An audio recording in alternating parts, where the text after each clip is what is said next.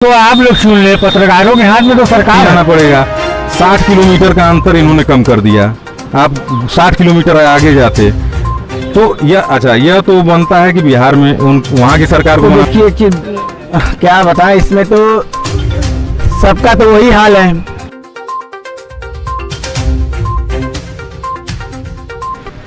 नमस्कार, स्वागत है आप सभी का। आप देख रहे हैं news on the go Shubham Rai के साथ। और अभी हम आ गए हैं बनारस में। हम बात करेंगे उत्तर प्रदेश में जो अगले साल विधानसभा के 403 सीटों पे जो चुनाव होने वाली है। तो आइए हम यहाँ के जनता से जानेंगे कि उनका क्या माहौल है, क्या माहौल चल रहा है और किसकी सरकार आने की संभावना है अगले साल। तो आइए इसी बारे में हम सीधे जनता से बात करेंगे और सुनेंगे उन्हीं से कि किसकी सरकार आने वाली है। आइए, जैसा कि आप देख रहे हैं यहाँ पे कुछ लोग हैं हमारे साथ। तो आइए हम इनसे पूछते हैं, भैया क्या लग रहा है अगले साल किसकी सरकार आने वाली है? विधानसभा जो चुनाव होने वाला है। भैया बीजेपी, योगी जी ही आएंगे। बीजेपी और कोई विकल्प नहीं है? कोई दूसरा ऑप्शन है आपके पास? नहीं, वो तो आप लोग बताइए। तो गठबंधन करे, जिसको जो करना करे, आएंगे भाई। अच्छा, आप लोग भैया क्या कहना? बीजेपी भैया सब बीजेपी। अच्छा, क्यों? और कोई अदर ऑप्शन नहीं है ना, विकल्प नहीं है कोई। अच्छा, तो क्या इसमें क्या अच्छा है, मतलब क्या कुछ काम हुआ है बीजेपी के साथ?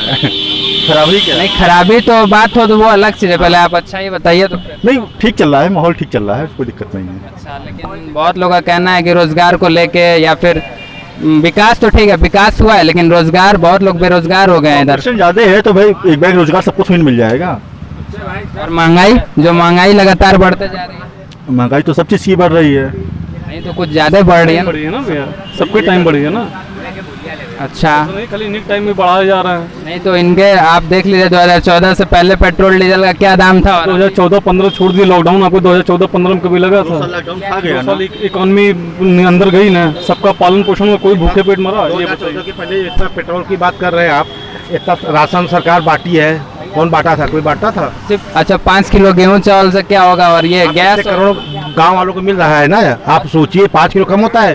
सर, आपके क्या नाम सही है, लेकिन गैस खरीदने के लिए पैसा भी तो होना चाहिए ना। 1000 के में क्या कांग्रेस क्या है, सब्सिडी देती थी गवर्नमेंट के माइनस करके घाटे। कितना सब्सिडी आ रहा है? अब कहाँ आ रहा है? किसी का 150, किसी को 200 आता है, जो भी है। कहाँ 150 आ रहा है सर? 50-55 रुपए के करीब सब्सिडी आ रही है। वही है, हर हर मोदी, घर घर मोदी, बस। अच्छा, तो यहाँ पे हर हर मोदी वाला नारा लग रहा है। आइए इधर और लोगों से बात करेंगे। यहाँ पे इधर कुछ लोग नजर आ रहे हैं हमको। हेलो भैया, आप लोग बताइए, अगले साल विधानसभा चुनाव होने वाला उत्तर प्रदेश में, तो क्या माहौल क्या लग रहा है आप लोग?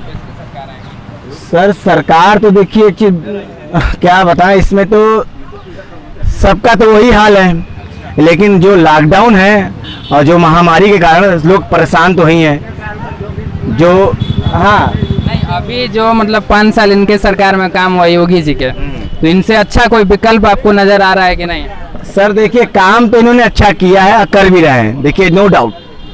इसलिए सबसे मैं कह रहा हूँ कि भाई काम तो इन्होंने अच्छा किया है, कर भी रहे हैं। और हमारे प्रधानमंत्री मोदी जी भी और हमारे मुख्यमंत्री योगी आदित्यनाथ जी भी बहुत अच्छे काम कर रहे हैं। लेकिन सर देखिए, परेशानियां तो है ये पब्लिक के सामने। मतलब जो इनका नारा है कि 300 पार करेंगे सीट, तो आपको लग रहा है सर देखिए, संघर्ष तो सभी कर रहा है, उसके लिए योगी जी भी कर रहे हैं हमारे, और अदर पार्टियां भी कर रहे हैं। अब आगे का तो सर हम भी नहीं जानते कि क्या सक्सेस है, लेकिन अब समय पर आपके हिसाब से ये सरकार सही कर रही है? सरकार तो सही कर रही है, जहाँ तक सही है।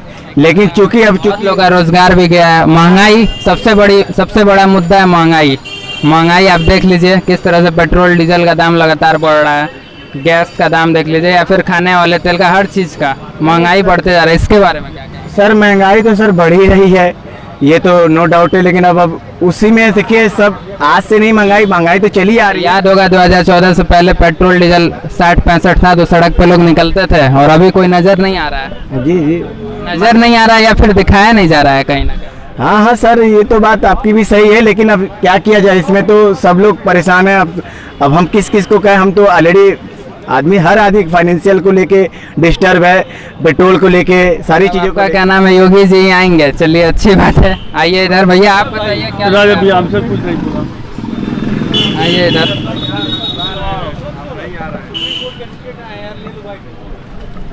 आइए यहाँ पे कुछ लोग हैं, आइए मैं इनसे बात करता हूँ। भैया क्या लग रहा है, अगले साल चुनाव है, विधानसभा के 403 सीट पे होने वाली है, तो किसकी सरकार आएगी, क्या लगता है? सरकार तो जहाँ तक देखी जाए सारे मुद्दों पे तो आप एक साथ नहीं बात कर सकते हैं, बात तो कहीं एक एक मुद्दों पे ही होती है। ओवरऑल परफॉर्मेंस देखी जाए तो भाजपा ठीक है, कुछ कमियां हैं जो सुधरनी चाहिए, जैसे प्रशासन के नाम पे कुछ गुंडागर्दी हो रही है, ठीक है, जिसमें आप जो है नियम कानून संविधान ये सब अपने हाथ में रख रहे हैं। वो एक ऐसी चीज़ है जो आम जनता को पावर देती है कि वो कुछ कर सकें, लेकिन आप जब उस पर भी अपना प्रभाव दे देंगे तो फिर उनके पास कुछ रह ही नहीं जाएगा जिससे वो आपका विरोध कर सकें। अगर वो विरोध कर रहे हैं तो आप उन पर NSA लगा रहे हैं, आप उनको जो है उस विरोध की आवाज़ को दबा रहे हैं जो उनका संवैधानिक अधिकार। तो अगर जो उनका संवैधानिक अधिकार है वो नहीं आप देंगे, उसके बाद से उनके आवाज़ को दबाएंगे, सारी चीज़ों को आप अपने हिसाब से करने लगेंगे, तो जब फिर ये लोकतंत्र रह ही नहीं जाएगा, यह एक तरह से राजतंत्र हो जाएगा। तो कहीं ना कहीं दबाया जा रहा है, बाकी काम हो रहे हैं। आपको क्या लगता है सुप्रीम कोर्ट जो भी डिसीजन ले रही है उसमें कहीं ना कहीं वो प्रेशर में ले रही है या फिर स्वतंत्र होकर ले पा रही है? कुछ मामलों में, सभी मामलों में नहीं, कुछ मामलों में। सबसे बड़ी मुद्दा है इसमें महंगाई आप देख लीजिए, पेट्रोल डीजल का दाम किस तरह बढ़ा है, सबसे बड़ा मुद्दा। आज के डेट में सबको गाड़ी से ही चलना है, कहीं भी जाना है, मतलब हमको लगता है कि कहीं ना कहीं सबके पॉकेट पे आम जनजीवन में जो भी खर्च है उसको कटौती करके लोग तेल डलवा रहे हैं गाड़ी में, या फिर खाने वाला तेल देखिए या चलने वाला, दोनों का वही। इसमें कोई दो राय नहीं है कि महंगाई बढ़ी है, लेकिन ये देखा जाए कि काम भी हुआ है, जैसे पहले से ज़्यादा काम हुआ है।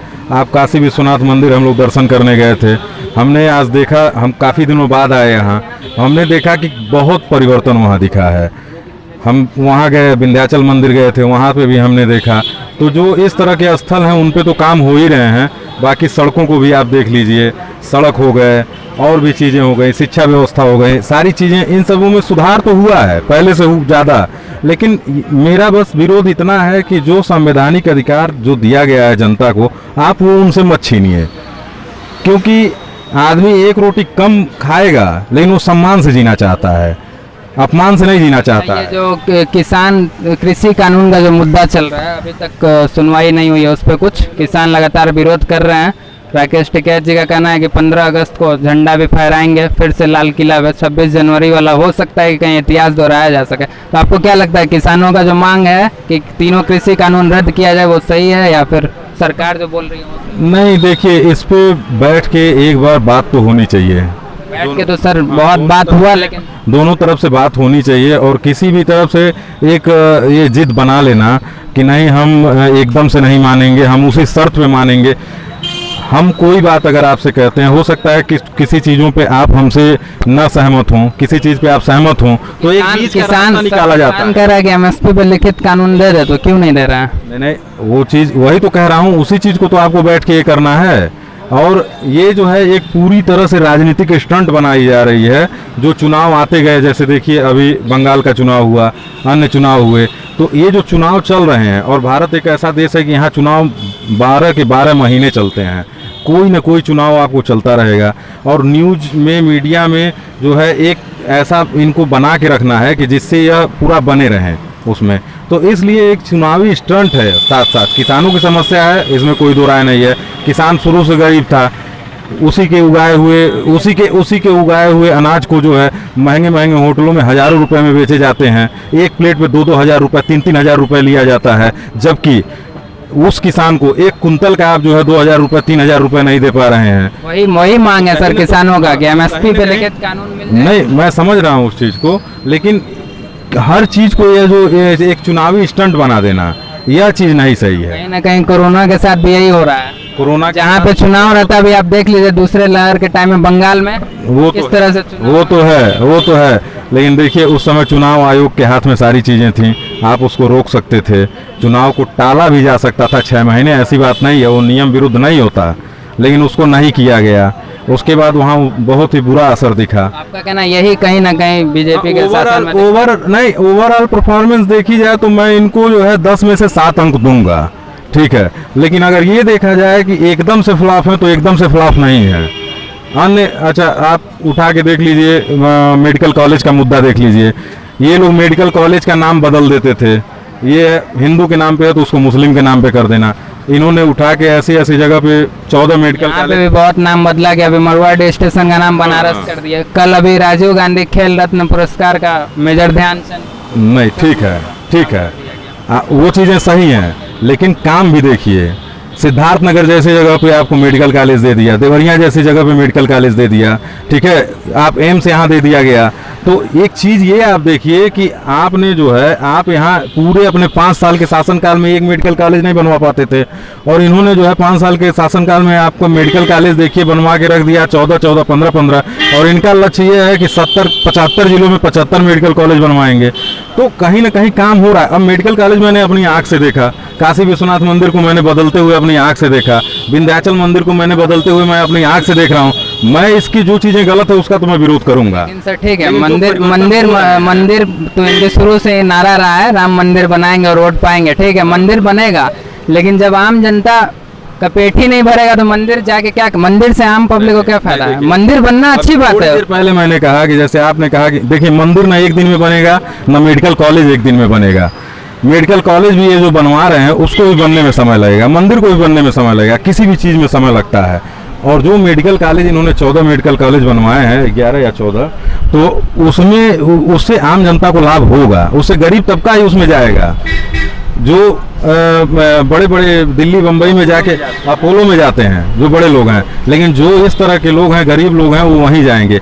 बिहार से लेके लोग आते थे गोरखपुर मरीजों को, बिहार से लेके, पटना से लेके, मैंने देखा है, मैं अपनी माता का इलाज कराने गया था, BHU में लोग आए थे। क्या ज़रूरत है उनको कि वो गाड़ी बुक करके और अपना जेवर, जक्कर, गहना, ये सब चीज़ों को गिरवी रख के लोग ले जा रहे हैं इलाज कराने, जिंदा रहना चाहते हैं, वहाँ पे उनको सुविधा नहीं है। देवरिया में बनने से दूसरे प्रदेश के भी जो मरीज हैं, दूसरे प्रदेश के लोगों को लाभ हो रहा है। सीमावर्ती जिला है ये, बिहार से जुड़ा हुआ है, बिहार के लोग आपका मैरवा से कहाँ से लोग आके वहाँ इलाज कराएंगे। अब उनको गोरखपुर नहीं आना पड़ेगा, 60 किलोमीटर का अंतर इन्होंने कम कर दिया, आप 60 किलोमीटर आगे जाते। तो यह तो बनता है कि बिहार में वहाँ की सरकार को बनाना चाहिए, लेकिन अब वहाँ की जनता, बिहार की जनता ये खुश है कि अब हमको गोरखपुर नहीं जाना पड़ेगा, देवरिया में हमारा इलाज होगा। तो कहने का मतलब ये है कि आप इस पहलू को भी देखिए कि हॉस्पिटल जो बन रहे हैं, 75 जिलों में मेडिकल कॉलेज रहेंगे तो सबसे ज़्यादा यहाँ यहीं से डॉक्टर निकलेंगे पूरे देश में। तो कहीं ना कहीं अब हम कहाँ किस चीज़ के लिए जाने जाते थे, पिछड़ी चीज़ों के लिए जाने जाते थे, और कहीं ना कहीं हम एजुकेशन के लिए जाने लगेंगे तो यह बदल जाएगा। तो इसलिए इसको बदलना है तो आपको कुछ चीज़ों के साथ तो कम्प्रोमाइज़ करना पड़ेगा। ठीक है, अपने इंडिया में दिखाया जा रहा था कि 4000-5000 पब्लिक पे एक डॉक्टर है जो निकाला गया था, क्योंकि ऑलरेडी इतना महंगा पड़ा है मेडिकल का कि आज के डेट में आप 10 लोग से पूछे तो आज 8 लोग इंजीनियरिंग या अदर कोर्स करेंगे मेडिकल के। जी, उसके पीछे एक बहुत बड़ा रीज़न ये भी है कि देखिए मेडिकल कॉलेज जब प्राइवेट होते हैं तो उसमें फ़ीस बहुत ज़्यादा लगती है, और जब आप उसी क्रम में आपने अपनी बात कह दी, अब मेडिकल कॉलेज ज़्यादा होंगे, फीस कम लगेगी, डॉक्टर ज़्यादा होंगे, तो इसलिए यह कहीं ना कहीं आम जनता को सीधे लाभ देने वाली चीज़ें हैं। तो बाकी जो चीज़ें हैं एक बार में सही नहीं होंगी, लेकिन हाँ, जो चीज़ गलत है उसको हम गलत कहेंगे, जो चीज़ गलत है उसका हम विरोध करेंगे। बहुत सही है आपका कहना कि काम भी हुआ है, कुछ चीज़ें हैं जो इनकी कमियां, अगर उसको सुधार लें तो फिर बहुत अच्छा होगा। भैया आप बताइए, आप क्या करते हैं? हम भी पेशे से अधिवक्ता हैं, और जैसे हमारे बड़े भाई ने बताया तो ओवरऑल परफॉर्मेंस मिला के ये हम कह सकते हैं कि 2022 में भी कमल खिलेगा। कमल खिलेगा और कोई नहीं है? नहीं, कोई विकल्प नहीं है, बस कमल ही खिलेगा। फिर से वही नारा लगेगा? बस वही नारा, हर हर मोदी, घर घर मोदी। ठीक है, धन्यवाद सर। तो आइए, आप जैसा कि अभी देखें यहाँ पे कुछ लोग से बात कर रहे थे, आइए एक और भैया हैं, उनसे भी जान लेते हैं उनका क्या विचार है। क्या कह रहे हैं भैया, बताइए। देखिए, हम क्या नाम है, योगी आदित्यनाथ गिरिडीह जनपद से बिलोंग करते हैं, और पहले पूर्वांचल विकास के हर क्षेत्र में अछूता था, लेकिन जब से योगी आदित्यनाथ मुख्यमंत्री बने हैं पूर्वांचल का विकास हो रहा है। हमारे वहाँ बहुत से बाहर की जो इन्वेस्टर्स हैं वो आए हैं, साथ ही साथ जो हमारे वहाँ की सड़कें थी जो बहुत सक्रिय थी वो भी चौड़ी हुई हैं, पूरे शहर में साफ़ सफाई का और प्रशासनिक का जो कार्यशैली थी वो बदल गई। अपराध कितना बढ़ गया था, इतने अपराधी हो गए थे, चोरी डकैती, हत्या, लूट, बलात्कार इत्यादि, इतने इनकाउंटर हुए कि अब तक जितने